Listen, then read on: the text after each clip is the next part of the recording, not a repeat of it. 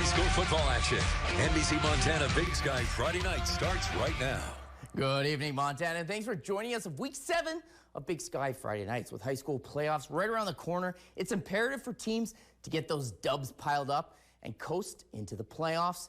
And our game of the week, it's never been more evident, and certainly has playoff billing tonight. Out to Naranchi Stadium, where Butte was hosting Glacier, and the Bulldogs took the field ready to roll, coming off a loss last week, looking to bounce back. But the Wolfpack had other plans. Quarterback Gage Slider finding receiver Jake Turner, who's going 55 yards to the house, took a 7-0 lead early, but the Bulldogs looked to answer back. This 45-yard strike from Jace Stenson to receiver Dylan Snyder. But despite the play, the Bulldogs' first points of the game come on this Casey Kotzman field goal. It's now 7-3. And just before the second quarter, seeing momentum shifting towards the Bulldogs, but the Wolfpack defense would be right there as Levi Frost going up and snagging the ball with two hands.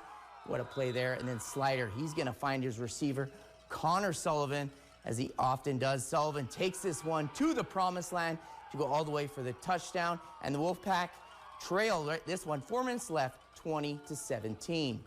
Now over to the Garden City for a crosstown game where Sentinel is hosting Big Sky. Now Nelson Mandela said, your friends keep them close, but your rivals even closer. Well, that's never more evident in this one, as Sentinel has won the last 3 games since 2010, and Big Sky has only won 4 times since 2010.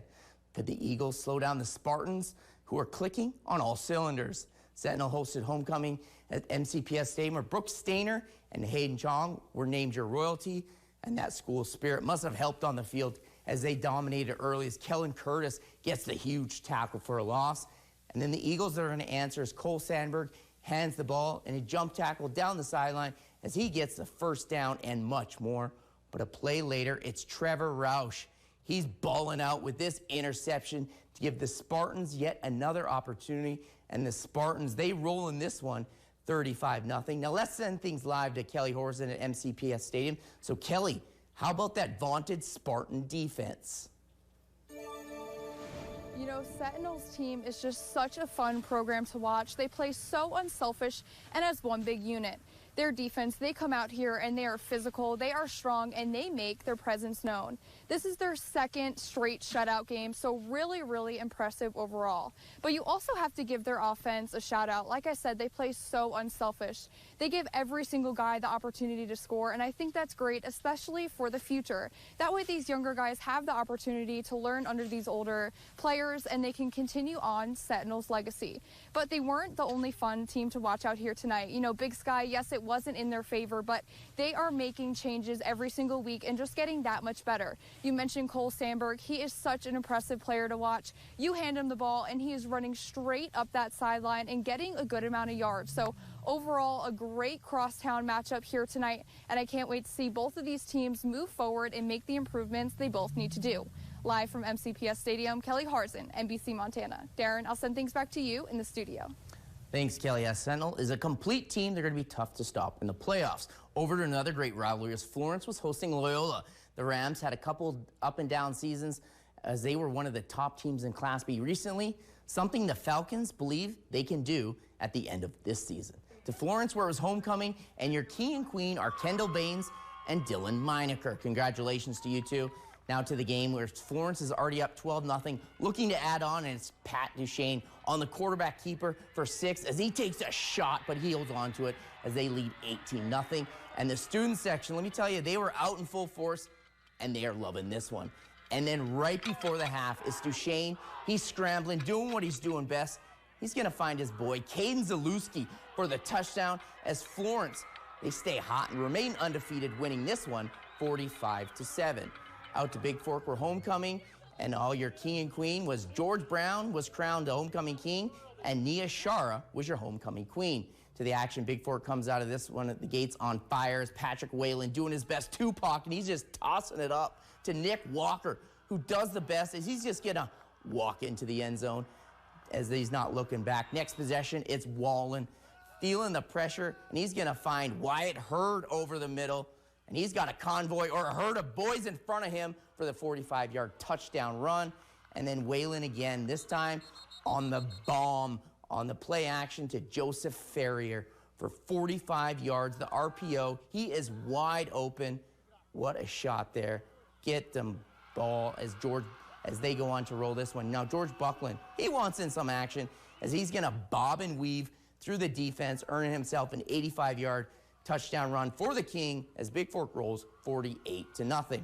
Now, rewinding the mixtape back to last night as we had Gallatin Raptors hopping across I-90. They're taking on Belgrade for a little Thursday night action. Raptors up big, looking for more as Noah Dult connects with Quinn Clark for another 6 as Gallatin's up big. And then the defense showing off as Diego Casas trying to catch his man, but Randall Tavius down the sideline, but it's picked by the Raptors defense, Evan Cherry. And he's going to put the cherry on top as Gallatin goes with the shutout, 42-0, and they will host their crosstown rival, Bozeman, at Van Winkle Stadium next weekend. We've got plenty of great games coming up for you, including a potential playoff preview. And you're going to want to stick around for our top 3 plays of the week. But first, here's a look at some scores from around the state.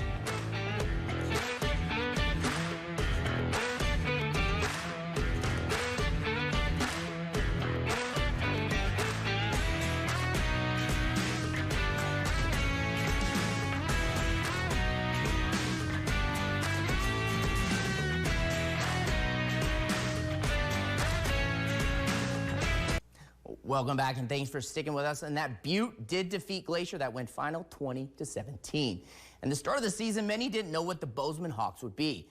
But 6 weeks into the season, one thing's for sure, they're contenders, not pretenders. The Hawks were hosting CMR Rustlers, a team that's catapulted its way into the East and looking to solidify themselves as contenders. This was neck and neck. Bozeman up 14-7, thinking they need to match this one as Jackson Simonson for CMR takes this one for 6. Second half now, tied at 14. Jake Casagranda is off as Jace Appleby takes this one down the field for big territory. And then later on, it's Casagranda finds Appleby again, who turns the corner, steps in for 6 to lead this one once again. And the Hawks, with the ball again, finds Casagranda to Appleby. They're going to go out to dinner there after this one. Landon Cotton there takes it up the field for the first down. How about a little trick play here, as Bozeman was able to outlast CMR 21-14. And joining us live from Van Winkle Stadium is our own Robbie Whittle. So, Robbie, what a surprising outcome. How did the Hawks get it done? Darren, I can't stop grinning out here, man. What a win tonight for the Bozeman Hawks. If you had asked me earlier today if Bozeman could beat CMR, I would have flashed you with a hard maybe. But the Hawks looked confident tonight. That was their biggest thing. That was their confidence. They hung around in this game, and they put up the points they needed to do to hold off CMR and catch the big dub. They made all the big plays count, and that's why they're improving their record tonight to 4-3. Now, taking a look into the future, we're going to Friday of next week. Bozeman will be back here, taking on the Gallatin Raptors. They're crosstown rival, and if you ask me right now, I would say Bozeman has the edge in this one. But who knows what will happen in a rivalry game. I'll be at that game, too, with more coverage next week, so make sure to come back to us for that one. Reporting live from Van Winkle Stadium, I'm Robbie Whittle for NBC Montana Sports. Going to toss things back over to you, Darren, in the studio. Thanks, Robbie. Are you a legend? I'm going to give it a hard yes. Now let's switch gears to Class A. When talk of top teams, the Polson Pirates certainly are there. An explosive offense and equally talented defense. The Pirates are crushing teams and looting them and their dreams of playoff success. Haver was making the long trek to Polson for senior night. We started this second quarter as junior quarterback. What is there more to say about him? Jarrett Wilson, as he takes the quarterback draw right through the gut, looks like shades of Lamar Jackson as he scampers 90 yards for another Polson touchdown. Polson is up big at the half, 35-0. Early in the third quarter now, Wilson reminding everyone, hey, I got an arm and can sling it too, as he delivers a drop in the bucket to senior homecoming king Robert Perez. Talk about throwing your receiver open. Polson up 42-0. But Haver showing some heart. The Blue Ponies, they're going to recover this punt that goes off of the senior Colton Graham for the turnover. But that momentum would end there as Orion Thiverge goes into the Wildcat, and he goes under the hood, punches this ball in as Haver's first score, 42-7. But Polson win big on senior night, 42-7, or 42-14 rather, and remains undefeated.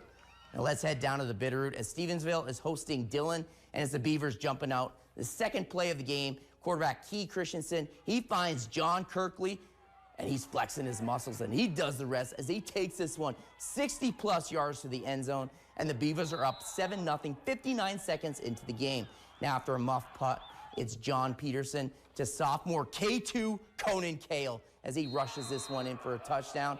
And if some is good, I say more is better. K2 once again, like a jet bursting through the line as Kale scores his second touchdown of the quarter. But here comes the Yellow Jackets as junior Kellen Beller says, I can run too, as he bowls through the line and picks up the first down and much more. And then Beller again, they try to arm tackle him, and just like a journalist trying to do basic math, that's hard as he finds pay dirt and cuts the lead to 14. But Christensen-Kirkley connection was strong tonight as they go on to win this one big, 63-24. And went over to Frenchtown, where they're in a three-way tie for the final playoff spot, tied with Central, who they're hosting. The Bronx coming out hot as Connor Machad breaking tackles, using the stiff arm as he's brought down for the first down and more. The Bronx looking to punt as Kevin Hanberg pancakes the running back. What a play. That looks like it hurt. Now the offense feeding off that they're eating good. Eli Quinn finds Shelton, who takes care of business and blows past his defender and walks into the end zone, put the Bronx up big early. Now we go back on defense as Wyatt Schultz gets past the offensive line for another sack as Frenchtown goes on to win this one 38-27. And lastly, Manhattan was hosting Three Forks, both teams looking for some big plays early as Austin Devers tosses it to running back Logan Varicella, who picks up the big gain, 40 yards there. But Three Forks, they're going to take over as Talon McCauley looks right and finds the big man, 6'5", Austin Allen, who catches it and takes it off the line, crosses midfield, is brought down. Officials rule him down, but they don't capitalize there. And then it's the fake for Devers as he keeps carrying this one, pushing defenders and keeps us down into the red zone. And the next play, he delivers as he brings this one in for 6. And look at the play here. He gets dragged in, crushes there off the end zone. Manhattan picks up their second win, winning 26-7. Coming up is the top 3 plays, so stick around. Coming up next in sports.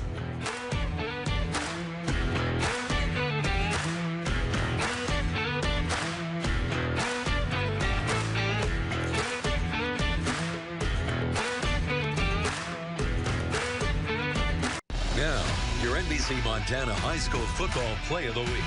Brought to you by Sleep City. We continue to have great plays on the offensive side of the ball, but this week the defensive side of the ball was ball hawking and showing off. So Barkeep, 3 shots of awesome. Play number 1, it's Glacier's Levi Frost with the full extension here. What a play there. Look at him going up with 2 hands. What a play for the DB. Play number 2, it's the Beavers jumping out early. On the second play, Key Christensen finds John Kirkley, and he's flexing his muscles with the stiff arm, and he is chugging down the sidelines as he goes 60-plus yards to the end zone to put the Beavers up big as they get the win, 62-23. And lastly, play number 3, it's Trevor Roush, who's going to snag the interception for the Spartans. And just like that, he holds the Spartans to nothing as they go on to win the crosstown rival 35-0. Now we need your help, folks. Head to our website, NBCMontana.com, go to the Play of the Week tab, and make sure you tune in on Thursday when we reveal the winner. It's been a great week. Looking forward to playoffs in a couple weeks. Make sure you tune in next week. We've got some great games.